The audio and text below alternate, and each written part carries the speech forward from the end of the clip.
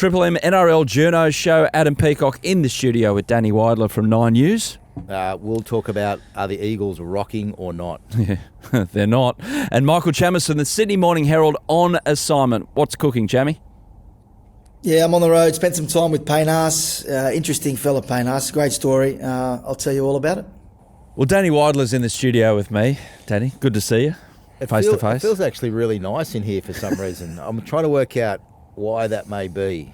1,000 kilometres away is Michael Chammas. Is that the reason?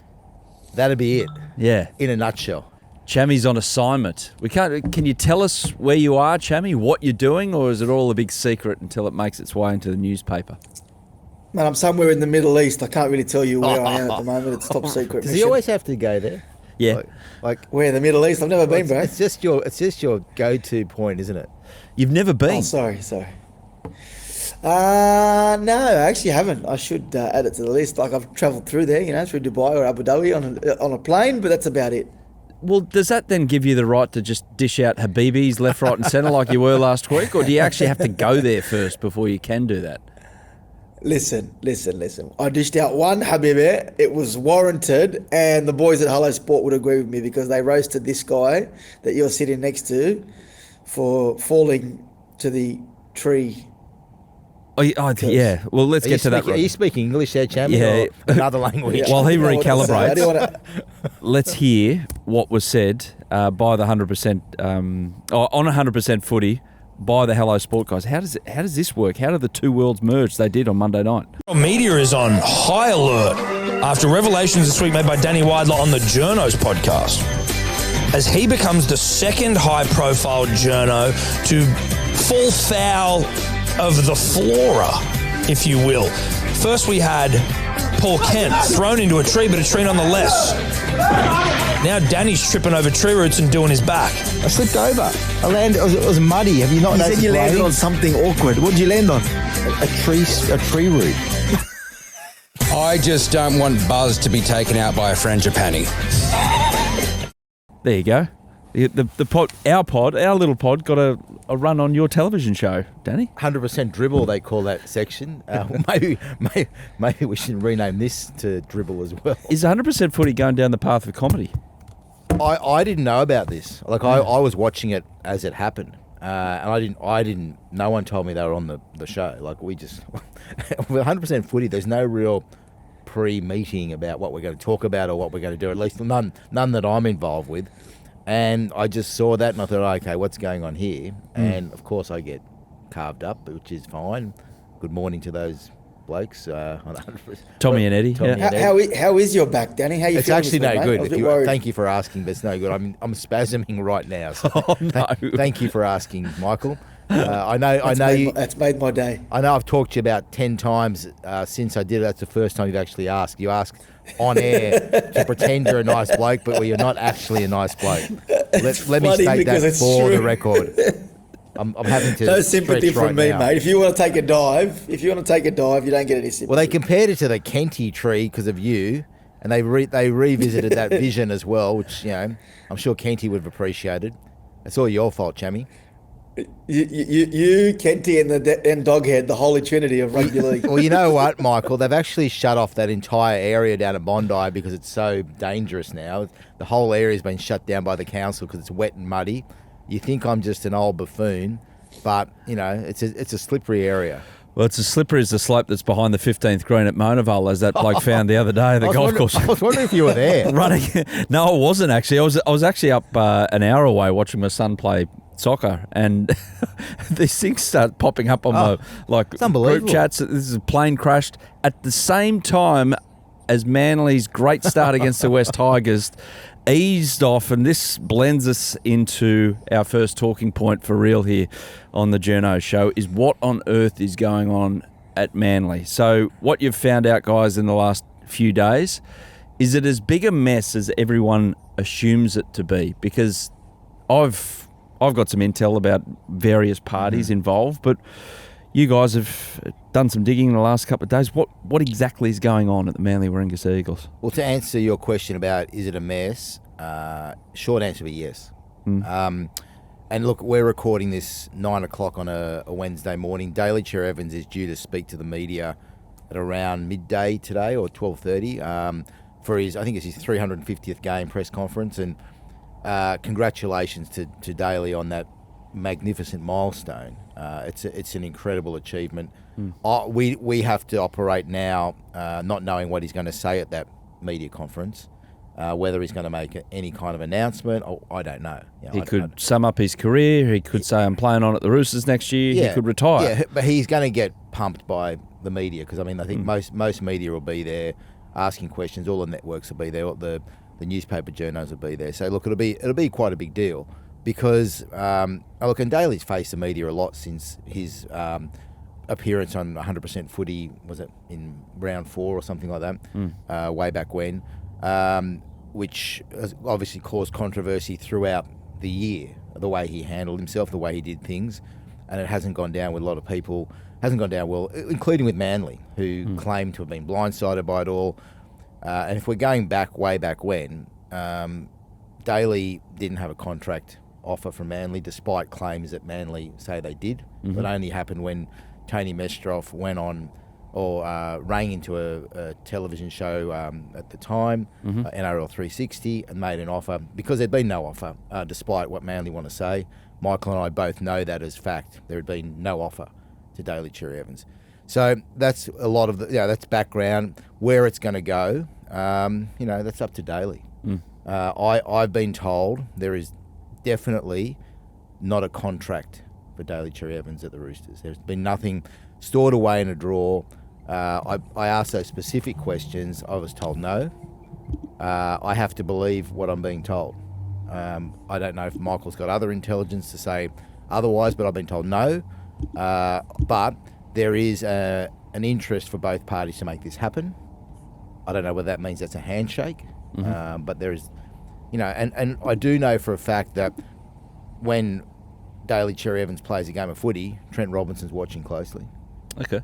So he's watching what's going on. What, you round watching with Robbo at the pub? No, it's just I've made inquiries. Okay. I've made inquiries, and there is an interest in how he goes. And if Nick Politis has reached some sort of agreement, whether it be a wink, a handshake, or who knows what it is, Nick Politis is not the sort of guy who will back out on a deal.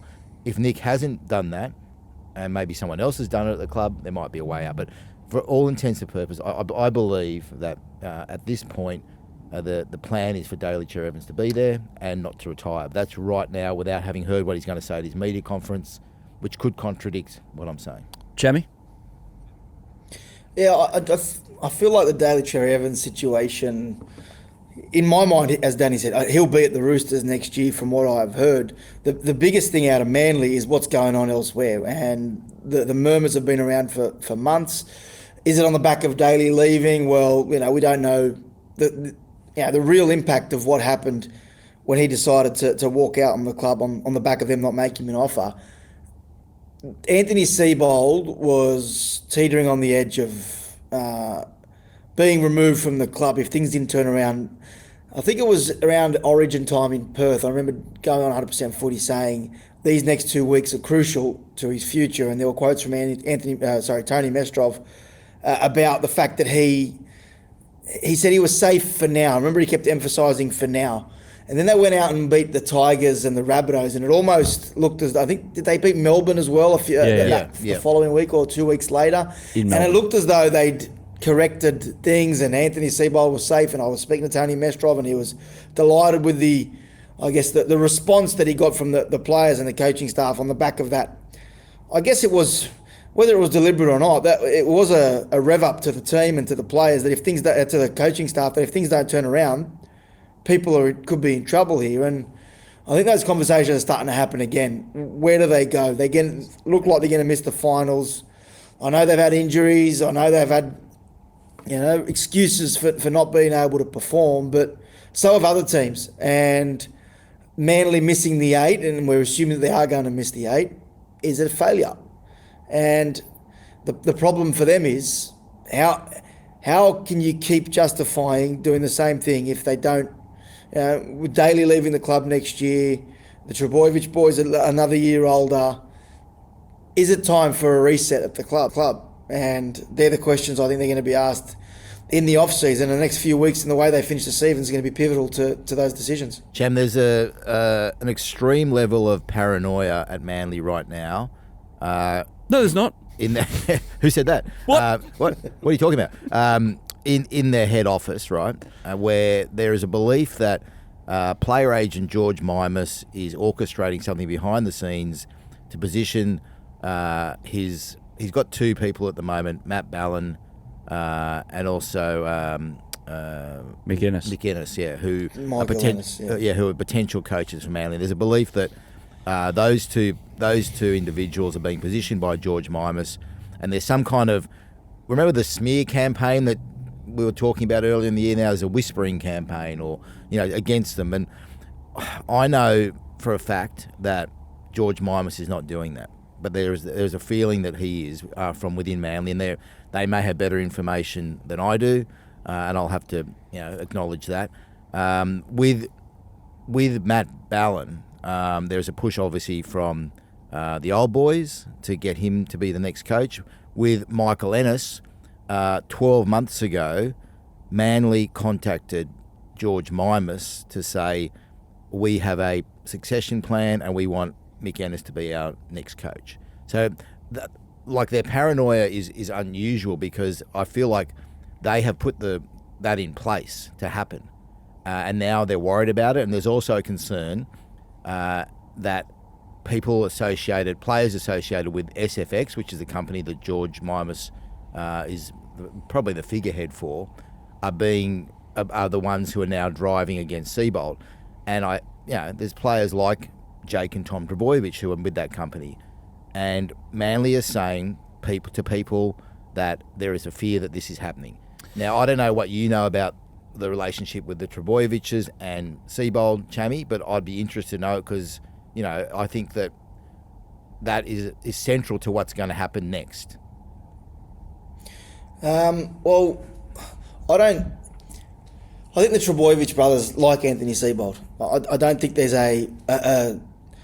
there's this feeling of, we've got to get this bloke out of here, that they don't get along with him. I think they have a lot of time for him, and they think he's a good bloke. Now, the frustration naturally is going to be, well, almost everyone. I don't have to like Danny, but that's okay.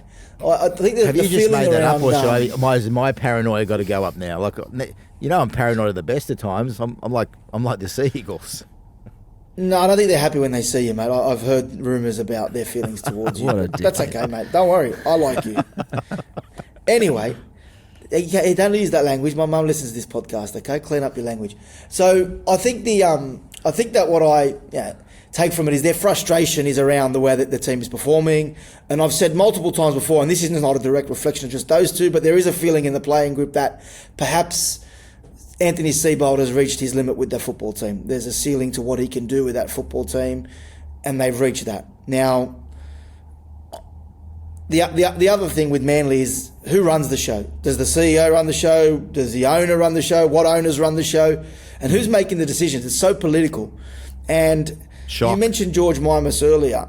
It's George Mimas, the bad blood is there because George Mimas is Des Hasler's agent. Yep. Right? So naturally they are starting from a point where there is animosity between the two parties. They think they obviously weren't happy with George and things that came out around the Des campaign, and it works both ways. I'm sure George has feelings towards the way Manly's run after the way Des was treated, where that may impact the way he views the club.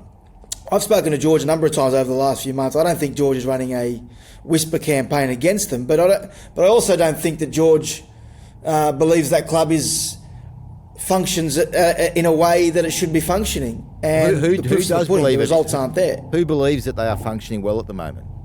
I mean, I hear whispers about, look, I know there's dissatisfaction with Scott Penn being the chairman of the club. There is, that's been denied to me, but I know it's right, because he's based a lot of the time in America, and they want someone who's going to be there all the time, watching what's going on. There are sections of Manly who don't believe Tony Mestrov should be the CEO. Whether or not he's doing a great job, I don't know. I'm not living in those shoes day to day, but I don't think the whole Daly Cherry-Evans situation was handled well. And I think that a large part of the reason Daly Cherry-Evans is leaving is because of the way he views the way Tony Mestrov treated him at the time.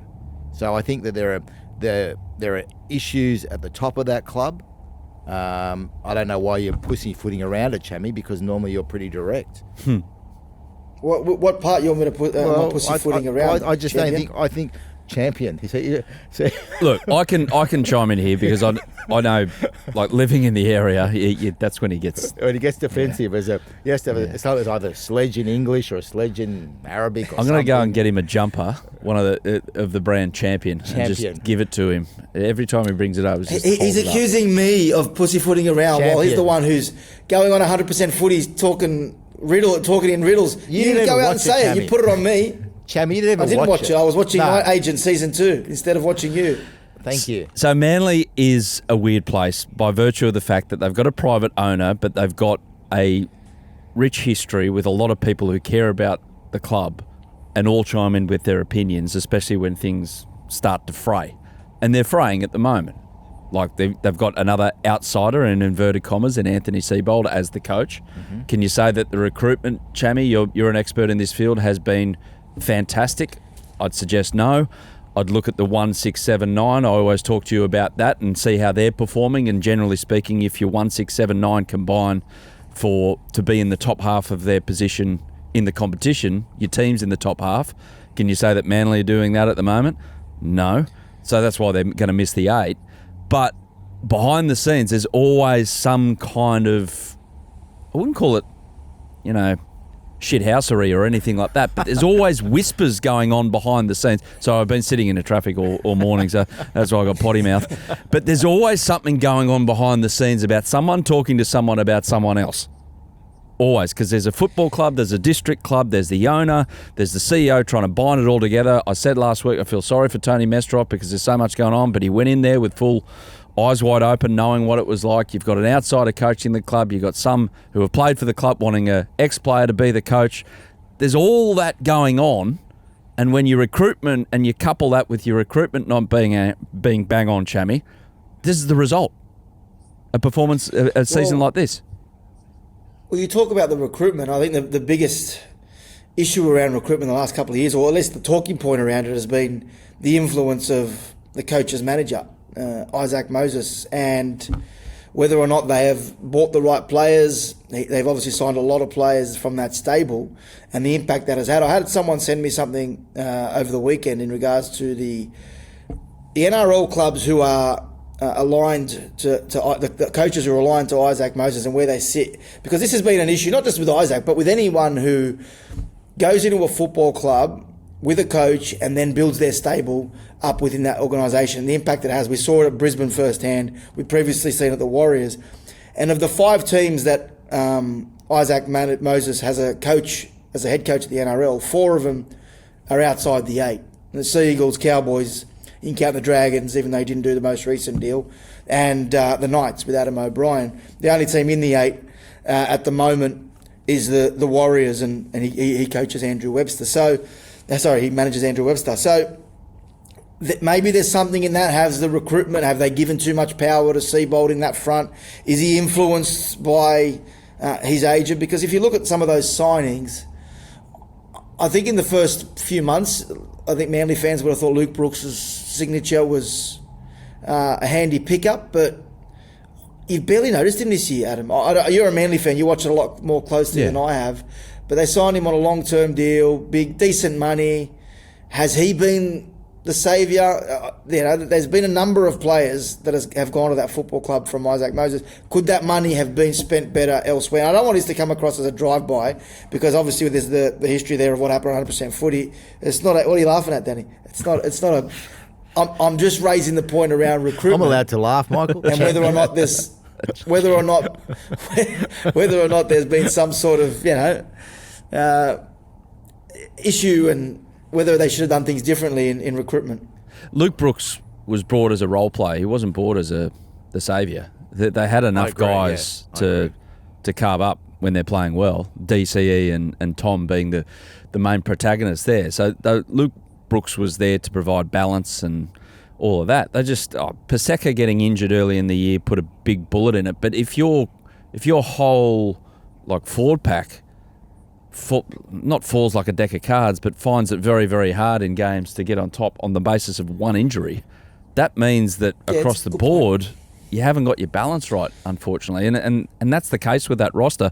Whoever comes in, if it's not Anthony Seibold next year, whatever, I wouldn't call total rebuild, but there's a fair bit of restructuring to do about how the team functions, because at the moment it's off and they get blown apart in games against teams who come with more enthusiasm and more pop through the middle. And we've got to state that Manly are saying that Anthony Seibold's going to be their coach. Yeah. Well, I mean, they've been very public in that. They've backed him heavily. So they're telling the world that Anthony Seibold is the man they trust. And the players are going to have to get used to that, whether they like it or not. What about the Dogs, guys? Read a really interesting article by one of your colleagues, Michael Chammas and Dan Walsh, through the week about why the Dogs are all of a sudden struggling. Well, not all of a sudden, but maybe the reasons why. And it was interesting in the sense that the name Lachlan Galvin didn't get a mention. Contrary to popular belief. Are we allowed to write stories about the Bulldogs without mentioning Lachlan Galvin? Yeah, exactly. Can someone bring Dan Walsh in on this? So you've got to mention him. It's like the club has changed their name by deed poll to include that kid's name in their title. He's on their badge now. But it was about their pack, Chammy. Deep down, and I don't know how much you've talked to Cameron Ciraldo about this through the year or in previous years, about, we talk of Manly's balance of their squad and what they've got. Was he always fearful that this could happen? Because it was there for all to see last weekend against the Roosters.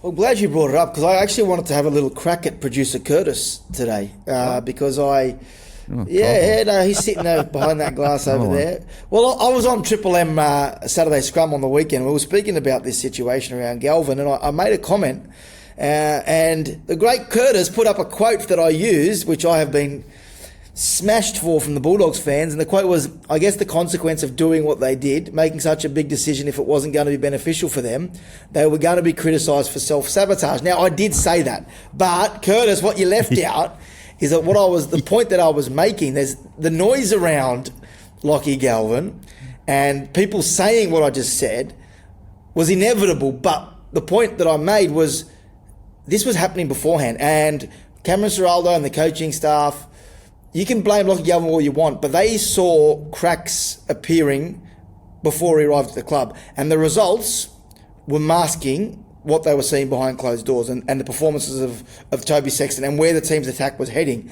So I was actually trying to defend Lachie Galvin in this situation and say that Lachie Galvin is a victim of the situation he finds himself in.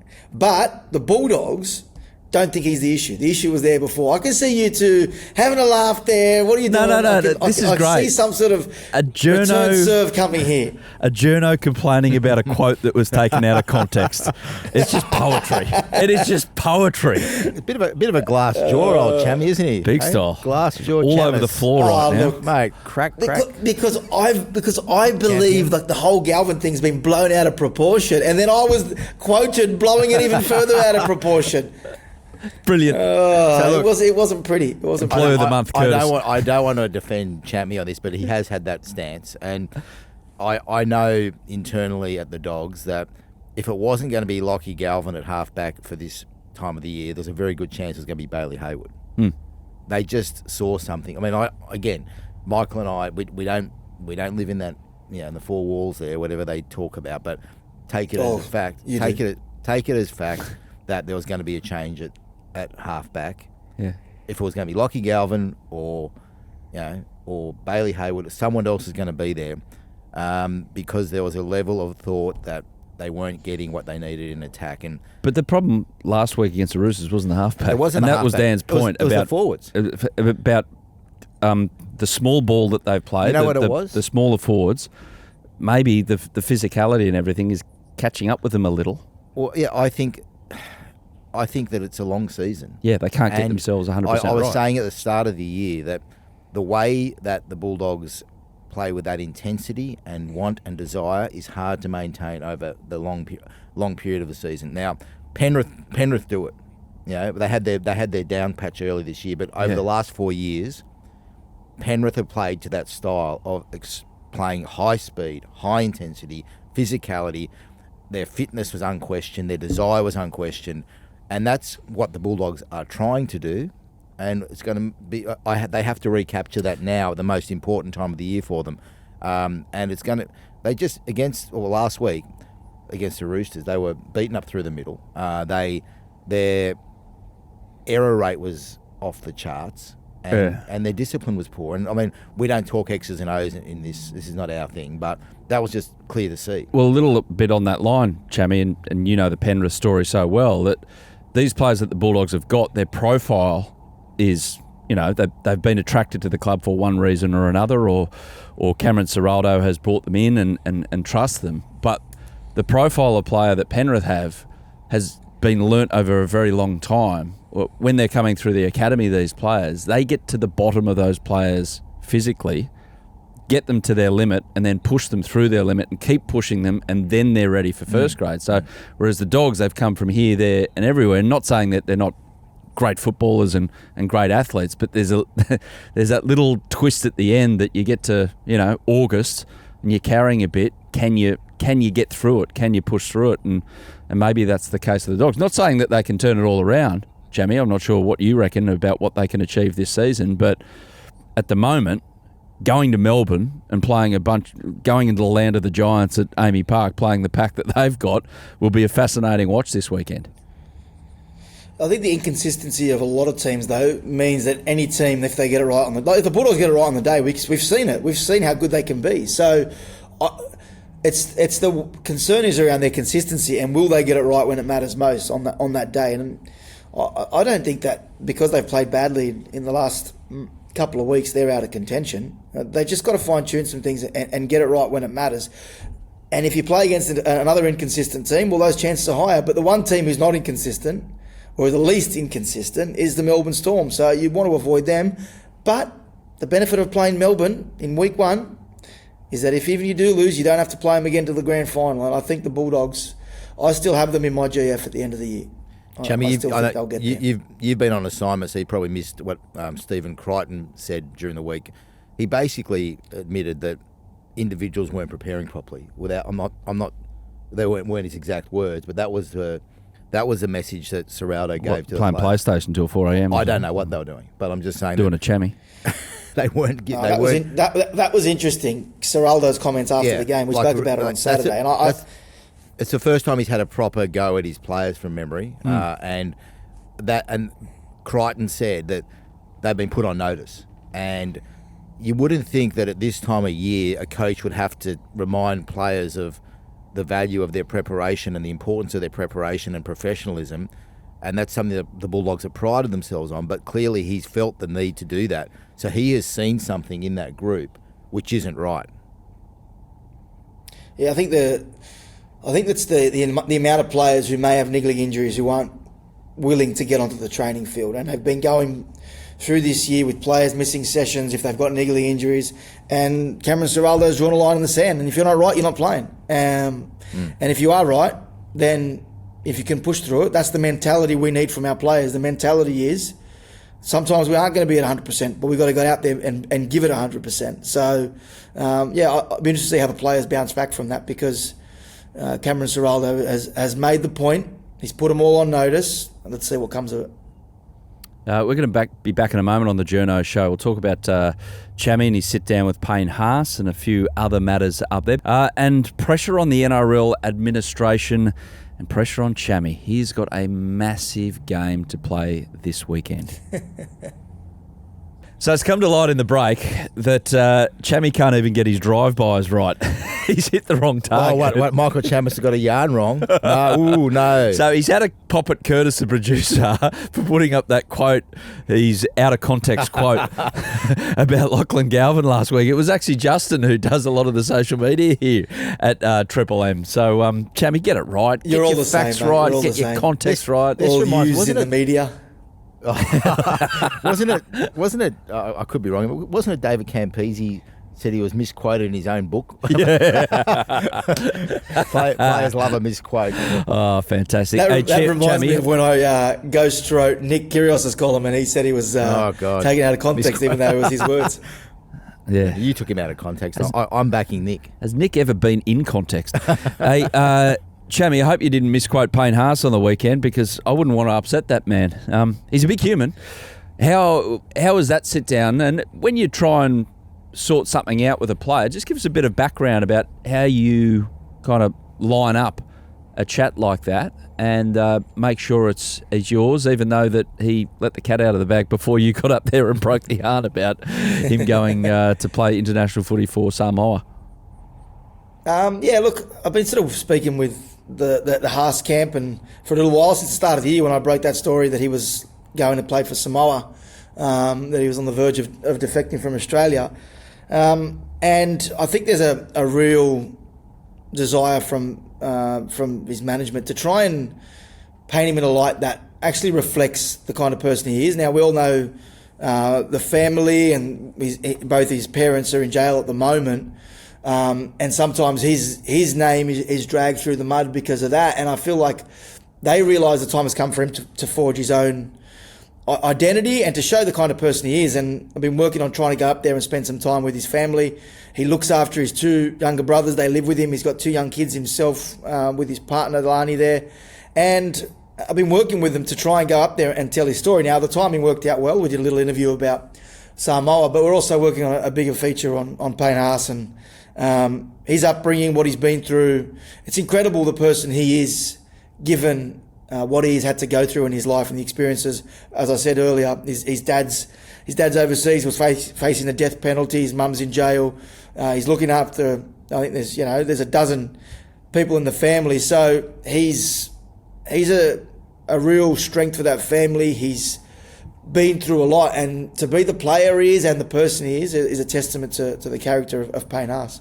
Chammy, he's one of the great stories in rugby league, isn't he? I mean, the way that he's able to put things to one side, I don't know how he does it. I don't know how he's how old is he?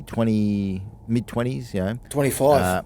25, and he's raising his siblings and his kids. I mean, you think probably if anyone who's 25, I mean, you think back to when you were 25, Chammy. Like, I think back to how does he do it? How is he able to it's crazy. Do that and perform the way he does in a professional sense? Like, I think he's the best prop I've seen, along with Glenn Lazarus in the game. Like, I didn't get to see Arthur Beetson play, but the way he performs, I remember Lazarus was unbelievable, and the way what he could do for a big guy was incredible. But Payne Haas is even more athletic and even more damaging. But at the time, Lazarus was unbelievable. So those two, what he's done with everything that's on in the background for him, he's incredible guy. Jamie, he could pretty much write his own ticket, couldn't he, with his next contract with any club? Yes and no, because at the end of the day, when I sat down with him, it became clear that the only thing that he wants out of the rest of his football career is to win a premiership. Now, yeah, can he write his own ticket? I had this conversation with people about in the last 24 hours while I'm up here in Queensland. He could sign for 1.5. He's given away his location. Weren't we supposed to keep that all secret? Oh, yeah. No, I said Queensland. I didn't give away specifics, you know. Okay. Yeah. But if he wants money, he'll get the money. But what he's driven by is the motivation of winning a premiership. And there's no doubt he'll get what he deserves, but he's going to have to give up a little bit too if he wants that premiership, because we had this conversation around Manly and other clubs. If players take overs, you can't build a balanced roster. And Payne Haas is in a situation where I think $1.2 million, you can't go more than that for someone playing in the, to be fair, at any club. It's hard to give someone more than 1.2 on the current salary cap and expect a balanced roster. So should he be the highest paid player? He's probably giving up 600 a year, Chammy, isn't he? He could be giving up to 600 a year. I don't know where your maths comes from. Well, I think you probably give up what you reckon Perth would go all out for him, and if they're talking 1.8s for other players, why, or 1.5 plus or whatever? Like he could get what he wants. He could get over. He could get over 1.5. I'm with your mate Gus on this. I don't know how you can give any front row a 1.5, and that's no disrespect to Payne Haas, but at the end of the day, it's got to go to your. If you're paying big money, it's got to go to your spine. Hey, Chammy, AFL this week, I think they've got their first ever $2 million per season player. When's that going to happen in NRL? I reckon at the end of the next broadcast cycle, yeah, I could see it happening. Well, yeah, I think that can... I wonder if P&G splashed the cash on someone, knowing that $2 million gets you effectively double what you can earn. Well, more than doubled, really. If the highest paid player's on 1.5 and they're taking home 800 after tax and you can get $2 million guaranteed, it's going to be hard to turn down. And the incentive is, I guess you can offer players less to go to P&G because they're still getting more. So you can spend on your marquee, go huge, and still offer someone 500 who's worth 700, but they'll go there because at the end they'll get, more after tax. So I think at the end of the cycle, at some point in the next 5 years, it'll happen. I reckon what would it be? Isaiah Katoa probably could be the one who could get that sort of money. I mean, like he's considered the next superstar of the game if he's not already a star. But I mean, like, it feels like his contract's got another 3 or 4 years or something. So I mean, by the time that rolls around, that he's the one, isn't he? Is he the one lining up for that sort of money? He'd be like Chammy rocking up at the airport later this week. He'd be expecting an upgrade before then. So. You're an idiot. I don't expect an upgrade. I've already been upgraded. As he folds his arm and looks off into the distance. How much longer do we have to deal with this bloke? Yeah, not long, 15 minutes. But give us a name, Chammy. Who would you see as the first $2 million player in NRL footy? Ooh, I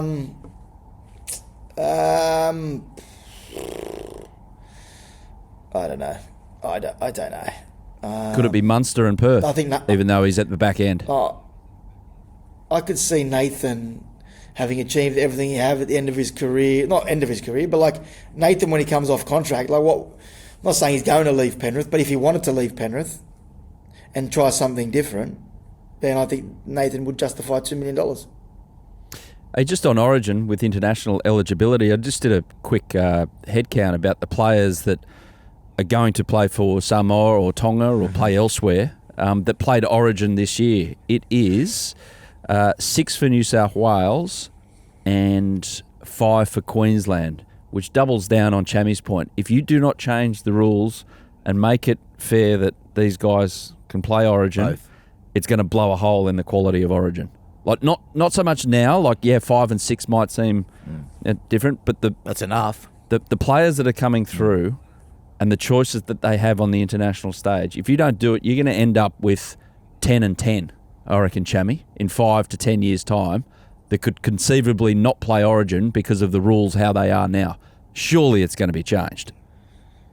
Yeah, I think so. I think in the off-season, common sense will be applied to this situation. There's some people who don't like it, but people who don't like it, I was speaking to Jamie Soward about this, who's a big fan of the pod. He said the people who don't like it are the ones who don't have the option of playing for other nations, who only are, they can only represent Australia because they don't have that multicultural element to their upbringing. And so they don't understand. They've never walked in the shoes of a Payne Haas. They can't quite comprehend what that decision is like for someone, which is true. If you look around some of the people who've been critical, they don't have other countries they can represent. So I think it will happen in the off season.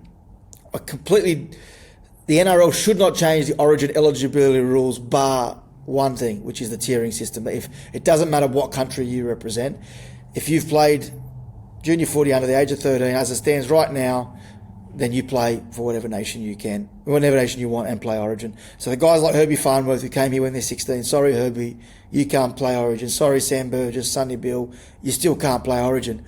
But your Victor Radleys and your Adam Fanua Blakes, bring them in. They should be able to play Origin. Bit for the NRL to do in the off-season, and you guys have pointed out on this podcast that they are under-resourced and everyone is stretched inside that building there at Moore Park. But Danny, Graham Annesley copped one from Neil Breen, or copped multiple shots from Neil Breen in the Sydney Morning Herald. He's a sports editor there, Breeny, and he doesn't mind having an opinion, but he's just gone bananas on Graham Annesley, saying he's had a stinker of the year, head highs, play the balls, position of markers at tackles, trainers breaking rules, protection of players in the air. It went on and on and on. And what about diving? Like there was a thought that maybe there's a yellow card system coming. PVL hasn't ruled it out. Sounds like they've got 1,000,001 things to do post-season. Thank God they do, because that's what we talk about. If it was all perfect, we'd have nothing to talk about. But yeah, look, was that a fair hit piece on Graham Annesley? Yeah, look, it's Breeny's opinion, and Breeny's got the right to have that view. He's covered sport for a very, very long time, and he actually would probably know Annesley well from many years of contact with him. And he has been largely invisible this year, Graham Annesley. He was doing that weekly briefing, which was an apology basically for the referees, or backing the referees, and case closed and all that sort of stuff. There have been decisions this year where I feel like there need to be a public explanation, and we haven't had that. Look, and Graham Annesley's been in the game for a long time. I don't know how much longer he wants to do it. With a tax like that on him, he wouldn't take that well. Not exactly a rigging endorsement. He wouldn't take that motivation. Well. No, he wouldn't take. There's been talk for a while though that he's been on the that he was going to wrap up at some point, but every year Graham keeps coming back. So I don't think he's a great survivor. He's a survivor of the game. Yeah, but also I think there's also the point around how much of it is Graham, because you and I both know that this isn't. Like, the Commission have a fair say in what goes on with the rules and the way the interpretations are, and we know Peter V'landys is very forthright in expressing his opinions to the NRL administration. So, I think Graham, whether or not Graham needs to be public, we criticise the NRL when he's doing those weekly press conferences, and then we criticise him when he's not. I think that the point is interesting around the Commission and the voice that they have. Webby wrote an interesting piece earlier in the week around Andrew Webster in the Australian wrote about Andrew Abdo speaking to potentially it was TG around leaving the NRL and whether a job opportunity was to be had there. I think I called Andrew Abdo a few months ago because I'd heard that he'd been approached about other jobs, and my understanding at the time was that he was feeling burnt out, and maybe perhaps that he was reaching the end of his time at the NRL, because we know how hard he has worked, and it's been one thing after another after COVID since he's become CEO, with the COVID issue, then going into expansion, Dolphins, then into PNG and Perth, and he had Vegas. The NRL, and I've applauded the administration for how innovative they have been since the V'landys and Abdo regime came to fruition in the end of 2020 or start of 2020. But at some point, I think the argument is, should someone be able to look around? I don't know about you, Danny. If someone approaches you for an interview or expresses interest, you have the conversation. It doesn't sound like it led anywhere, but it would be hard to work under Peter V'landys because he demands so much, and he runs the NRL like a dictatorship. But that's what it needed. The NRL needed to be run like a dictatorship, because I worked at the NRL. I saw how bureaucratic it was. I saw how little things were being done because everything had to require meetings. So I think the way Peter's done things is what the NRL needed. And I was critical on this podcast a few weeks ago because I feel like they've got to a point where they've set it up so well, they now need to invest in their resources. Now, I've had this conversation with Peter. You need to have the people and the staff there to be able to I guess, do the things that you need done when you are doing so much. And that's a testament to them. They are doing so much. But if you keep doing and bringing people in and expanding and having control of Perth and PNG and wanting to control everything, well, you need the right people and the resources there to do it. And I feel like the NRL's at a crossroad now and needs to capitalise on all its good work and turn around and not be scared by what was once said by Hugh Marks, that it's a bloated head office and they've got too many people, because they got rid of them. They got rid of all the people that were there, and they've been working on a skeleton staff, and they've done such a great job. Now's the time to capitalise as we head into a new broadcast deal. The game is in the best position it ever has been. It's now time for the NRL to invest in those resources. Yeah, look, I agree with most of what you said, Chammy. And first of all, it was a good yarn by Andrew Webster. Like you, I've had conversations in recent times with Andrew Abdo about his level of satisfaction with his job, because there'd been talk that he may be looking elsewhere. I didn't have the evidence that he was, and I didn't know that he'd had this job interview in inverted commas, whatever you want to call it. And Andrew has been saying that he still likes the job that he's doing. And there's no question, though, that it's not a job he's doing forever, because it is a difficult, high-pressure job. But he's obviously he's a high achiever, and he would want to move on to a job eventually that is financially rewarding and also a challenge, and that's not easy to find, that kind of job. We go back to the bloated NRL. I got that statement from, I think it was from Hugh Marks at the time. Is that right, Chammy? I'm just trying to remember. Yeah. And I did a live cross outside the NRL. It was described where Nine was questioning the bloated administration, and it was described by people as a drive-by on the NRL. But it was just a story I was doing, and it ended up with Todd Greenberg going. Was Hugh happy with your work that night? I don't know. I didn't get back to you and say, great cross, mate. No, nothing. Get those bastards. No, none of that. Since that time, the NRL has done really good things, and Andrew Abdo has been a good CEO. And as you said, Chammy, Peter V'landys would be a tough boss. Not just because he's expects, he's got high standards. He's a dreamer, and sometimes it's his dream, and he can say it, and then Andrew's got to deliver it. Like Vegas, for instance. And it was Peter V'landys was never better as a leader than during COVID. Yeah, everything else that's happened in the game has been largely good. That's when he was great. And Vegas has been a great PR exercise. It hasn't been what they said it was going to be. There's no point, like this gambling, this river of gold that's coming in for gambling. Well, that's just evaporated. That's run dry. That never existed. So there are things that we get told that aren't going to happen. However, is the game going well?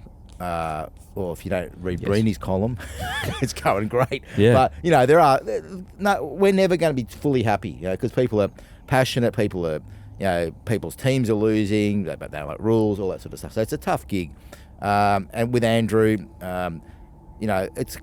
You don't go. Look, my view is you don't listen to someone else's offering if you're completely settled, especially in a job. Well, TUG bring out ACDC. That might be a lure. He's a massive fan.